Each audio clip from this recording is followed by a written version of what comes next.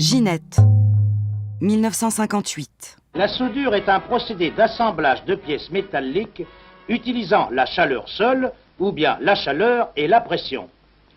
La soudure au chalumeau n'est pas difficile.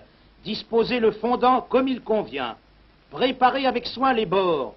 Alignez-les soigneusement. Pointez convenablement et vous obtiendrez toujours de bonnes soudures. Nous sommes en 1958. César est célèbre depuis quelques dizaines.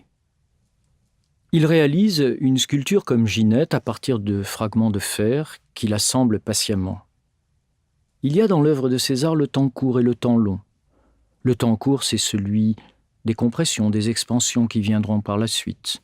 Le temps long, c'est celui de l'atelier, où l'artiste patiemment soude à l'arc de petits morceaux de fer.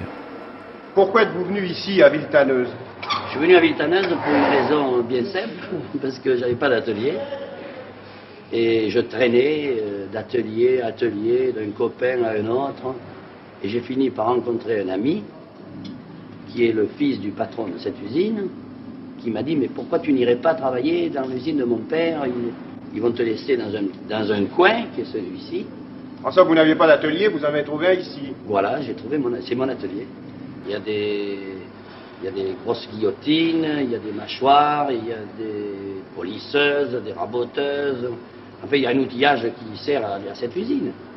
Et puisque vous êtes au travail en ce moment, justement, est-ce que vous pourriez montrer aux téléspectateurs comment vous opérez ? Bon, mais par exemple, j'ai besoin des éléments beaucoup plus petits, j'en ai plus sous la main, je vais le couper. Oui, montrez-nous ça.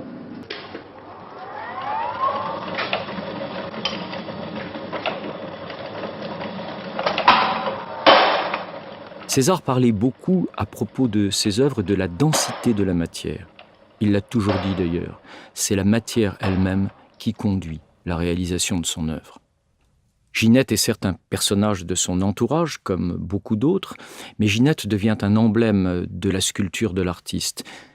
Une figure qui, par bien des aspects, nous ramène à des images archaïques. Son modèle, on le sait, c'est l'Italie de la Renaissance. Sa mère ne l'appelait-elle pas Michelangelo lorsqu'il était petit ?